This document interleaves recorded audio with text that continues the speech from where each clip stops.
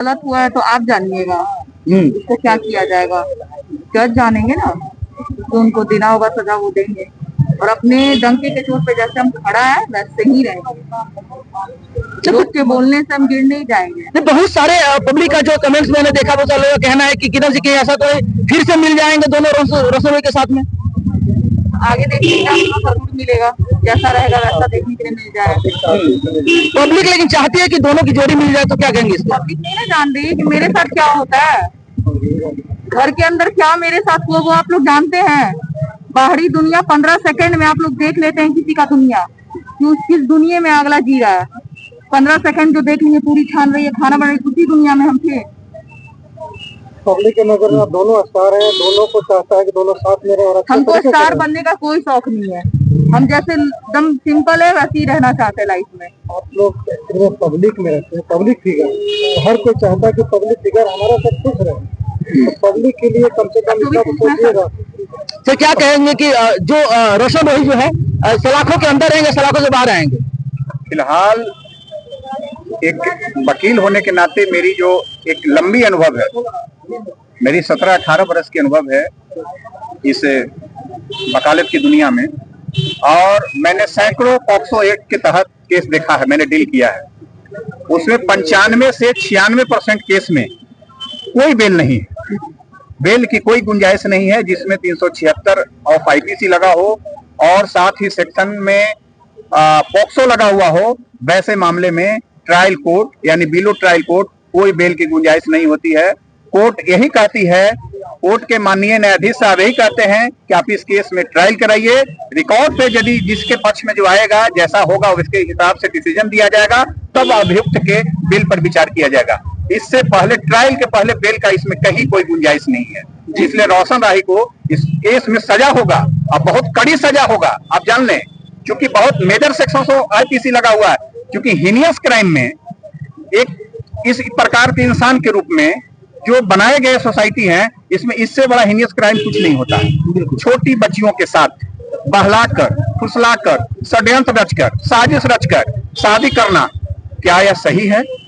जो नाबालिग हो, यदि इस प्रकार के छोटी बच्चियों को हर लोग अपने जाल में फंसाकर, षड्यंत्र रचकर, पैसा देकर और उसको प्रलोभन देकर और ठगी कर उसको शादी करेगा, तो क्या समाज में स्कूल जाने वाली बच्चियां, खेत खलिहानों में काम करने वाली बच्चियां, स्कूल जाने वाली बच्चियां, आज जीवन के प्रतिस्पर्धा में कंपटीशन करने वाली बच्चियां और सांस्कृतिक और खेल और कला के दुनिया में अपनी प्रतिस्पर्धा रखने वाली बच्चियां क्या सुरक्षित रहेगी? ये हमारी जो पीड़िता है किरण सिंह, एक बाल कलाकार है, एक चाइल्ड आर्टिस्ट इसको कहा जाता है, जो भोजपुरी मक्खी में अपनी पैर जमाई थी। इसके साथ क्या हुआ? अन्याय हुआ, वहां शोषण हुआ।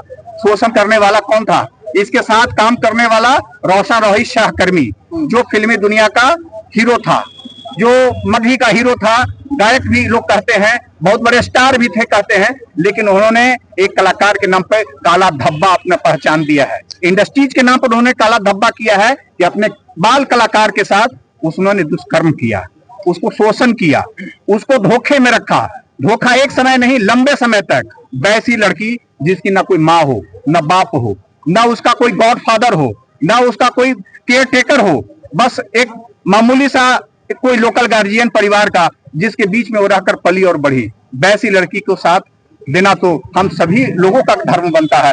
हम तो अधिवक्ता हैं, इन्होंने अपना मुझे अधिवक्ता चुना है, हमें इन्होंने पावर अपना दिया है कि वकील साहब आप मेरा वकालत कीजिए, आप हमारे केस की पैरवी कीजिए, आप हमारे तरफ से अदालत में बात रखिए। हम इसकी तरफ से पैरवी के लिए अदालत में बात रख रहे हैं। इससे पहले भी वो बाहर से बाहर बेल के लिए आया था, जिला सत्र न्यायालय कोर्ट 6 से, एडिजा 6 से इसकी भी जमानत हम यहाँ से रद्द करवाए थे। उसके बाद वो रुक किया था पटना हाईकोर्ट। पटना हाईकोर्ट में भी हम इस बच्ची के लिए, बाल कलाकार के लिए, किरण सिंह के लिए हम पुरजोर माननीय न्यायालय, हम पटना हाईकोर्ट में उसका विरोध किए, वहां भी उसको बेल नहीं मिला। उसके बाद वो गिरफ्तार हो गया, आज वो जेल में है। अब हम ट्रायल कराएंगे, इस केस का ट्रायल कराएंगे और हम रोशन रोही को सजा दिलाएंगे, क्योंकि पीड़िता है और अपनी मुझे पावर दी है एक वकील होने के नाते। तो एक वकील धर्म कहता है कि जिस क्लाइंट के साथ, चाहे वो आपका अभियुक्त पक्ष आपके पास आ जाए या पहले आपके पास इन्फॉर्मेंट आ जाए, सूचक आ जाए, यदि वो आपके ऑफिस में आकर के अपनी पैरवी के लिए आपको बात रखता है, उचित निर्धारित आपका जो फीस है आपको पूरा करता है, तो आपका भी दायित्व बनता है कि आप उसके लिए जो है उसकी उचित पैरवी करें। और हम किरण सिंह के लिए उचित पैरवी करने के लिए कोर्ट में खड़े हैं और ये भी अपने केस पर निगरानी रख रही है। मैं जैसे बोलता हूं जब ये न्यायालय में उपस्थित रहती है और अपनी बात के लिए गवाही देने के लिए तैयार है और रोशन रोही को ये सजा दिलाएगी। अगर सर आपके क्लाइंट किरण सिंह को लेकर के कई सारे चर्चा चल रहा है, कई सारे विकास मंच में महिला या पुरुष बहुत सारे लोग हैं, इनके ऊपर कई सारे इल्जाम लग रहे हैं कि एक पति भी है, बच्चे भी है, ऐसे आरोप लगाने वाले को क्या उनको भी सजा हो पाएगी? देखिए विपक्षी कैसे बचेगा? विपक्षी आरोप लगाएगा तभी तो बचेगा। अब जब विपक्षी आरोप लगा रहा है तो कोर्ट में प्रूफ लाएगा। जब कोर्ट में प्रूफ लाएगा तो उसको साबित करेगा। बर्डन ऑफ प्रूफ अब इस चीज का किसको है? विपक्षी को ना, अभियुक्त पक्ष के लोगों को ना। अभियुक्त पक्ष के गवाह ना आके कोर्ट में गवाही देंगे। हमारा काम नहीं ना है। हमारा तो एडमिटेड फैक्ट है कि उसने बच्ची का शोषण किया, बाल कलाकार का शोषण किया, शादी के नाम पे प्रलोभन किया, ठगी किया। तो अब तो हम उसको शिकंजे के अंदर में डाल दिए हैं। हमारी क्लाइंट किरण सिंह के पहले से यदि पति है, यदि बच्चे हैं, तो उसका दायित्व है कि वो कोर्ट तक लेकर के आए। यदि वो लाएगा तो न्यायालय उस पर विचार करेगा। सिर्फ कोर्ट के बाहर कोई बयान देने से, चाहे महिला मंच हो, चाहे कोई सामाजिक कार्यकर्ता हो, चाहे कोई समाज में कोई ऐसे प्रबुद्ध लोग हो जो इस पर विचार करता हो, या किसी का कोई ऐसी शुभचिंतक हो, उसके कहने से नहीं ना होगा। कोर्ट चलती है फैक्ट पे, कोर्ट चलती है एविडेंस पे, कोर्ट चलती है आपके जो है कि गवाहों के बयान पे, कोर्ट चलता है मेडिकल रिपोर्ट पे। ऐसे नहीं होता है कह देने से। यदि ये शादीशुदा है तो इसका मेडिकल रिपोर्ट भी आ जाएगा, बच्चे हैं तो मेडिकल रिपोर्ट भी आ जाएगा। सिर्फ आरोप लगाने से कोई आरोपी नहीं हो सकता है, कोई अभियुक्त नहीं हो सकता है। बिल्कुल। हमारे साथ संजना जी क्या कहना चाहेंगे? मामला दोनों तरफ से देखा जा रहा है, जो काबिजा तूल पकड़ा हुआ, क्या कहेंगे? कौन दोषी कौन निर्दोष? ये तो केस जब लग गया तो इस पे क्या बोले कौन दोषी कौन निर्दोष? इस पे हम लोग क्यों बात कर रहे हैं? जैसे अभी बोले कि न्यायालय से ही न्याय मिलेगा, तो जो जितने भी मंच वाले लोगों को बोल रहे हैं, बोलने में भी खराब लगता है, वो सब लोग पीड़ित हैं। नहीं, कहीं ना कहीं देखा जा रहा है कि इंडस्ट्रीज की बातें करूं, करना तो कोई भी कर सकता है। नहीं, इंडस्ट्रीज की बातें करूं तो कहीं ना कहीं देखा है महिलाओं को शुरू से शोषण किया गया है। इसको लेकर आप क्या कहना चाहेंगे? नहीं होगा शोषण। अगर महिलाओं को पहले से शोषण किया जा रहा है तो अब नहीं होगा, क्योंकि महिलाएं जो है अब एक्टिव हो गई है, शिक्षित हो गई है। और जो अशिक्षित लोग हैं वो उस टाइप का टिप्पणी करते रहेंगे। जैसे अभी इन्होंने सर क्या कि मेडिकल रिपोर्ट ही किसी को गलत या सही साबित करती है। अगर जो इसके बच्चे हैं तो बिना मेडिकल रिपोर्ट के ही इसका केस ले लिया गया, नहीं ना? तो अगर बच्चे रहते तब तो इसके ऊपर पॉक्सो पहले लगता नहीं। अब पॉक्सो की जहाँ तक बात है तो आप लोग पूछते हैं कि क्या 18 साल के पहले शादी हो जाती है या माँ बाप कर देता है तो भी ये केस लगता है? तो हाँ लगता है, क्योंकि माँ बाप भी उस जगह पे दोषी है। 18 साल के नीचे ये लड़की आजाद है, ये नहीं कोई भी 18 साल के नीचे अगर शादी होती है तो वो लड़की आजाद है अपना केस करने के। बिल्कुल बिल्कुल। अच्छा किरण जी, क्या कहना चाहेंगे? कानून से क्या गुहार लगाएंगे, क्या रिक्वेस्ट करेंगे? कानून को जो करना था मेरा सपोर्ट उन्होंने किया जी, अब यहाँ से अब सपोर्ट नहीं, अब मिलेगा जरूर, इंसाफ तो जरूर मिलेगा। किस टाइप का इंसाफ आपको चाहिए, कुछ तो बताएंगे? जिसके अभियुक्त रोशन रोही हीरो हैं, भोजपुरी और मड्डी के हीरो हैं, फिलहाल जेल में हैं। आज उनकी कोर्ट हाजिरी थी, कोर्ट में पेशी थी और नियमित तौर पे उनका 14 दिन पर कोर्ट में आज आना हुआ, क्योंकि पिछले दफा 11 तारीख को यहाँ आए थे, 11/11 को। उसके बाद आज 25/11 को उनकी कोर्ट हाजिरी थी। कोर्ट हाजिरी में आए और अभियुक्त के जो कोर्ट की प्रोसीजर है उसका अटेंडेंस बनाया गया।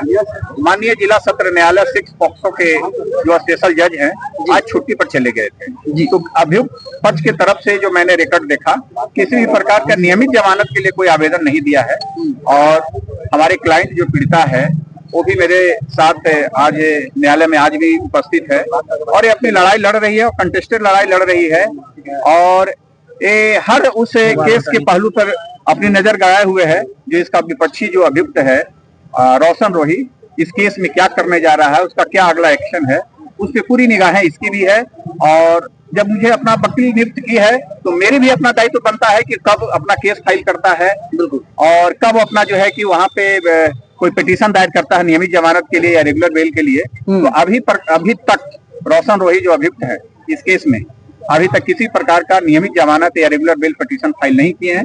हम लोग इंतजार कर रहे हैं और जैसे ही वो फाइल करेंगे हम लोग उसका विरोध करेंगे। अच्छा, पोस्को एक्ट के अलावा भी सुनते ही कई सारे दफा लगाए, क्या क्या दफा लगाई गई किरण सिंह के द्वारा? देखिए, पॉक्सो एक्ट के तहत तो मामला दर्ज ही है, सेक्शन 4 ऑफ पॉक्सो एक्ट लगा है इसमें रोशन रोही पे, क्योंकि पीड़िता की उम्र जो है 18 वर्ष से कम है। फिलहाल आज के डेट में पीड़िता की उम्र 17.5 है। घटना के समय इसकी उम्र 17 वर्ष 17 सवा 17 के आसपास रही होगी, 16.5 रही होगी जब FIR दर्ज हुआ था तो। और उसके बाद आईपीसी की सेक्शन जो मेजर सेक्शन है 376, साथ में 323 और 341/34 का सेक्शन जो है कि इसमें इंक्लूड है। अभियुक्त पर बहुत गंभीर आरोप है जी, और ऐसे मेजर सेक्शंस हैं कि इस केस में इस प्रकार की जहां पे पॉक्सो भी लगा हुआ हो और आईपीसी की 376 भी लगा हुआ हो, वैसे मामले में जिला सत्र न्यायालय और पटना हाईकोर्ट तक बेल की कोई गुंजाइश नहीं होती है। जी। किरण जी से अगला सवाल है, किरण जी क्या पिछले बार भी आपकी मामला जो है गया था, काफी कोर्ट तक ले पहुंचा था, कई सारे वकील उनमें शामिल थे, कई सारे विकास मंच भी शामिल थे, क्या लगता है पिछले साल की तरह जो इस बार भी आपका जो है केस रफा दफा हो जाएगा, फिर से सुलह हो जाएगी, क्या कहना चाहेंगे इसके बारे में? सुलह नहीं होगा इसका जी, तो फिर क्या सजा में, मतलब क्या लगता है कि वो जेल में उनको रखेंगे हमेशा या फिर उनको निकालेंगे जेल से? मेरे साथ